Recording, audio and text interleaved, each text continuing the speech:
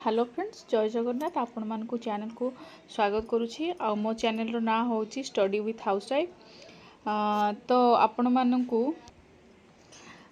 तो मु आज आपण मानको पई गोटे वीडियो नै आसी, बहुत इंपोर्टेंट वीडियो जो थरे कि मु आपण मानको इन्फॉर्मेशन दबा को चाहूछि। तो आगु को आमर स्टेट गवर्नमेंट आपन को डिक्लेयर करिछि, न्यूज रे भी मध्य आपण मानको गवर्नमेंट रो गोटे डिसीजन आ गोटे लेटर भी आपण मानको अच्छी, जोटा कि आपण माने देखुथिबे, जो माने एग्जाम रिलेटेड जो माने प्रिपेयर होउथिबे कि आपण माने कॉम्पिटिटिव बाय प्रिपेयर होउचंती, निश्चिंत भाव में आपण माने इन्फॉर्मेशन पाउथिबे। कमिंग ईयर बा दिस ईयर आपण मानकर बहुत सारा पोस्ट आउट होउची, बहुत सारा सेक्टर पाई। तो जो माने टीचिंग रिलेटेड आपण माने प्रिपरेशन होउछंती, तो मु आपण मानकु क्लियरली कहबी आपण मानक पई बहुत भलो न्यूज अछि, जोटा कि आगो को बहुत सारा गोटे बहुत बड़ वैकेंसी सब आसुची। आपण मानकर हाई स्कूल पाई हो किंबा जूनियर टीचर हो, आपण मानकर एसएसबी हो, आरएसटी हो, आपण मानकर वैकेंसी आउट होबा को जाउची। तो आपण माने वर्तमान जो माने बीएड करूछंती बा बीएड करी सारी छंती, जस्ट पास आउट हेई छंती, आउ जो माने पास आउट हेई करी एबे किछि जनकर ओटीटी ओएसटीएट ए सब क्लियर हेइनी, ओएसएसटीएट क्लियर हेइनी, आउ किछि जन ओटीटी ओएसएसटीएट क्लियर करिकि अछंती। तो बहुत कैटेगरी रो स्टूडेंट माने अवेलेबल, माने जेमति कि मु एबे कैटेगरी भितरु मु 3 वर्ष लानी बीएड करिछि, आउ एबे मोर ओएसएसटीटी क्वालिफाई हेई सारिछि। बट मु एबे कोनोसी जॉब मु करी नाही, बट मु आगु को जो एक्सपेक्टेशन रखिछि, जहाँ भी वैकेंसी आसुछि ता वैकेंसी रिलेटेड मु देखि कि मु मो पई कोटा सुइटेबल हबो मु प्रिपेयर करिवि। तो सेटा आपण माने निजे डिसाइड। आज टॉपिक या हला कि आपण माने फुल वीडियो वॉच करंतु, तो आगु को आपण माने केमिति स्मार्टली प्रिपेयर करिवे, आपण माने केमिति आपण मानकर गोटे गोल अचीव करि परिबे। तो आज वीडियो रे मु आपण मानकु कहूची जे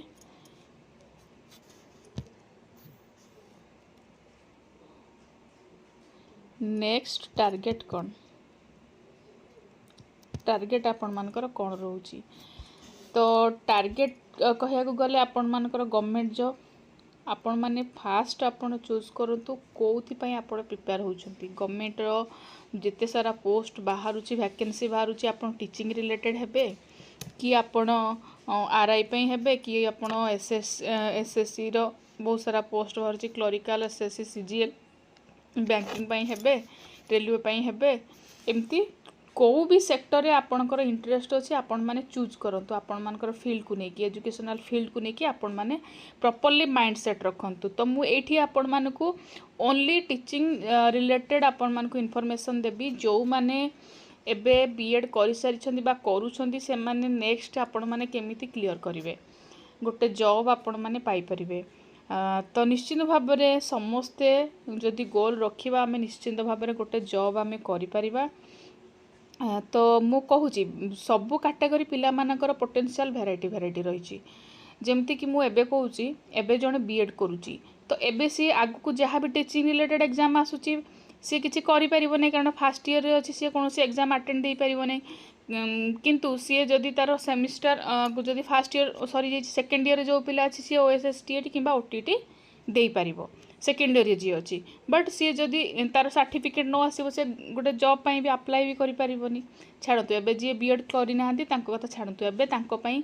हला सी ओएसएसटीटी बा ओटीटी दे पारिबे, जो माने सेकेंड ईयर अछंती सी कैटेगरी गला सी प्रिपेयर हेबे ओएसएसटीटी, ओटीटी, सीटीटी, हमर जति टीचिंग एलिजिबिलिटी रिलेटेड जति हमर एग्जाम अछि, से माने सेतिरे फोकस करिया उचित। ता सहित से माने आगु को जेतु टीचिंग रिलेटेड जेतु जॉब पाई से माने ट्राई करिवे, कंटेंट ऊपर तांकु टिके ध्यान देबार अछि। काहे ना आपण माने एबे बीएड पाई पढुथिबे, बीएड पाई आपण पढंतु, ता सहित आपण सिलेबस सहित भी टिके टिके बे अक्वेंटेड होतन, कारण आपणकर ओएसएसटीटी बा ओटीटी रे सिलेबस सहित प्राय 99% कहे गल 100% आपणकर टीचिंग जॉब रो सिलेबस प्राय सेम रहिछि, पूरा सेम रहिछि। तो आपण सेही सिलेबस को फॉलो करंतु, आउ आपण आगे एलिजिबिलिटी टेस्ट को क्लियर करंतु। तो ओटीटी तापर रहिला ओएसएसटीटी, तापई आपण करंतु। को माने जो माने बी एड कंटिन्यू करुछंती जो मैंने कंटिन्यू कर जोटा second year jar second year अच्छे है तो से पिला मानक पई रहिला एटा स्ट्रेटेजी। तो तापर नेक्स्ट आसला आमर को पिला ना आमर जो पिला माने बीएड कंप्लीट कर सारी मु जो माने बीएड कंप्लीट कर सारी जो माने आमर बीएड कंप्लीट कर सारी तांको पई भी सही कथा कहबी बीएड जो माने कंप्लीट करिसंती से माने कौन करेंगे से माने भी एबे कौन करंतु ना ओटीईटी क्वालिफाई जदि करि नांती जो माने ओटीईटी ओएसएसटीईटी क्वालिफाई करि नांती तांको पई मध्य कहबी से माने ए ओटीईटी ओएसएसटीईटी आ सीटीईटी पई आपण माने सिलेबस वाइज भलरे एबेटो पढ़ापढ़ी करंतु काहेकि ना आगु को ओटीईटी भी आसीबो जोटा कि फ्रेश ओटीईटी आपण मानकर आ ओएसएसटीईटी आ सीटीईटी आसुची। तो आपण सिलेबस को भल भाव में डाउनलोड कर नियंतु आ सिलेबस को भलरे देखि आपण पढ़ंतु काहेकि ना एई सिलेबस जदि आपण अक्वेंटेड होउछंती नेक्स्ट जो टीचिंग एग्जाम आसुची टीचिंग एग्जाम पई आपण माने पूरा थोरो हेई परिबे। तो आपण माने आगो आकु फोकस करंतु मु एबे कहबी आपण माने आगो फोकस करंतु ता सहित आपण माने तो जो मानकर कंटेंट क्लियर अच्छी पेडागोजी इंग्लिश ओडिया ए सब थिबो निश्चित भाव में ओटीईटी ओएसएसटीईटी क्लियर करवाटा किसी बड़ जिनस नुहे आपण माने 2 ରୁ 3 घंटा डेली दियंतु ता सहित जेहेतु आपण माने पीसीएम हुंतु बा सीबीजेड हुंतु बा आर्ट्स हुंतु आपण मानक तो जहाँ सब्जेक्ट रहिला से सब्जेक्ट तो आपण पढ़ी ग्रेजुएशन रे किंबा +2 रे आपण पढ़ुथिबे आउ ताकू से ताकू पढ़िया पे आपण किछि कष्ट होबनी साधारणतः आमर जो पीसीएम पिलांको पई रहिला बा सीबीजेड को पिला पे इंग्लिश ओडिया टिके कष्ट हुए लिटरेचर पार्टटा आउ आर्ट्स पिला मानको पई टिके इजी हुए सेमिति नुहे जे आमे साइंस पिला माने जो माने करि परिबुनी आर्ट्स पिला माने करि परिबे सेमते कहारो को सब्जेक्ट रे डाउनफॉल रहिछि सेटा आमे कहि परिबानी। तो आपण माने किंतु आपण मानु को क्वालिफाई करिया पे हेले कंपलसरी 3टा सब्जेक्ट देखंतु इंग्लिश मु पूर्वरु कहिछि इंग्लिश आउ थरे आपण को कहि दउछि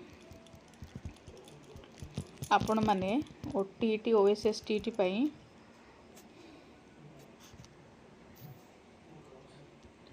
ओटीईटी ओएसएसटीईटी मु आगे ए दुटा पई कहूछि आपण को कोन करिया को पड़िबो 3टा सब्जेक्ट कंपलसरी जोटा कंपलसरी पार्टटा इंग्लिश ओडिया आउ पेडागोजी तो यही 3टा पार्ट को आपन को भल भाव में देखिया को पड़िबो।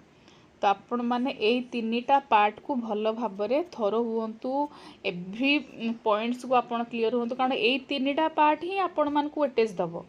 आउ जार टिके सब्जेक्ट कंटेंट ऊपर टिके एबे आपन को अक्वेंटेड हेइनी किबा आपन पढ़ी पारु नांती किबा आपन कांसेप्ट क्लियर हेइ नांती ए 3टा आपन को इजीली आपन को क्वालिफाई करे दो आपन को तो क्वालिफाई मार्क दरकार ना आगो ए 3टा को स्ट्रांग करंतु तापरे आपण ता सहित घंटे घंटे 2 घंटा आपण कोन करिवे आपनकर जो रही फिजिक्स केमिस्ट्री मैथ बा जे सीबीजेड पिला केमिस्ट्री बायोलॉजी बॉटनी ता तो आर्ट्स पिला जो माने सोशल स्टडीज जो माने करूचंती सेही पार्टटा को धरंतु सेही पार्ट रो जोटा आपनकर बेस्ट होउची मन करंतु आप पीसीएम पिलांकर गोटे पिलार मैथ किंबा केमिस्ट्री भल होउची आपण से दुटा धरंतु किंबा कार फिजिक्स केमिस्ट्री भल होउची से दुटा सब्जेक्ट धरंतु प्रॉपर्ली दुटा जोटा आपनकर पूरा स्ट्रांग पार्ट सेटा को भलरे देखंतु काहे ना आगु को आपन को कोन हबो ना जो आपनकर एसएसबी टीजीटी आसुची हला कि आपनकर जो एसएसबी टीजीटी आसुची बा आरएसटी आसुची आ ओटीईटी रो सिलेबस तो आपन जेटी जोटा हमर जेटी पई से भी एग्जाम भी आसुची आपण मान को सेटा हेल्प करिवो। तो आपण माने इजीली क्वालिफाई करिया जो माने आगे करि नाहंती ओटीटी ओएसएसटीटी आपण माने प्रथमे 3टा को आगे ओडिया इंग्लिश पेडागोजी को आगे देखंतु ता सहित सब्जेक्ट आपनकर जहा रहिछि ताकू भी देखंतु अल्प अल्प याकू आपण फास्ट क्वालिफाई करंतु फास्ट याकू कोन करिवे क्वालिफाई करंतु ओटीटी रो आपनकर रहिला क्वालिफाई मार्क 90 जनरल आ ओएसटीटी जनरल रहिला 67 पॉइंट समथिंग मतलब 68 मार्क आपन रखंतु 68 मार्क इजीली रखिदेबे। तो आपन को ये नेक्स्ट हेल्प करिवो आरएसटी रे आपन को ओडिया इंग्लिश बहुत काम रे आसीबो पेडागोजी तो आपन मान को सब बळे से एसएसबी दियंतु किंबा आपणको आरएसटी दियंतु जहाँ भी दियंतु आपणकर पेडागोजी पार्टटा सबुथिरे दरकार आपण ओटीटी दियंतु जेटी दियंतु जहाँ भी दियंतु एसएसडी दियंतु आपणको पेडागोजीटा सबुथिरे कंपलसरी तो एतिकी थिला मोर आजिर कथा और जो मैंने ओएसटीटी ओटीटी क्वालिफाए कर सारी तो मु कहबी आपण मैंने एबेठु लागी पड़तु आउ पढ़ापढ़ी पई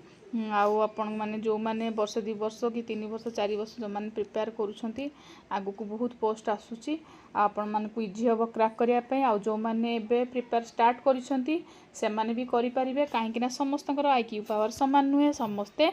किए वर्ष रे क्वालिफाई करियो 1 ईयर काकू 2 ईयर लागिवो काकू 3 ईयर लागिवो आपण मानकर समस्तकर पोटेंशियल वेराइटी डिफरेंट पोटेंशियल तापरे आउ गोटे आपण मानकर जेबे गुड टाइम आसुची जेतेबेले आपनकर गुड टाइम स्टार्ट होउची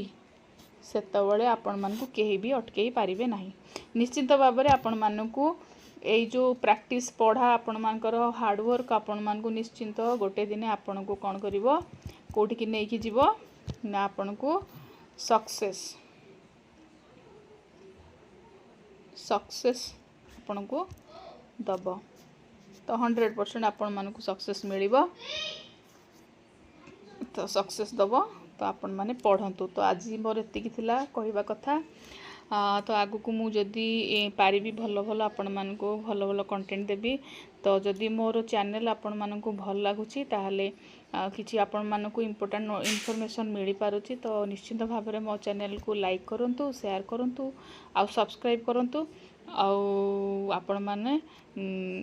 पढ़ापढ़ी कंटिन्यू करंतु जो थरे कि आपण माने नेक्स्ट गोटे टीचर जॉब पाई परिबे अन्य जॉब पाई भी आपण प्रिपेयर होचंती सेतरे फोकस करंतु धन्यवाद जय जगन्नाथ थैंक यू।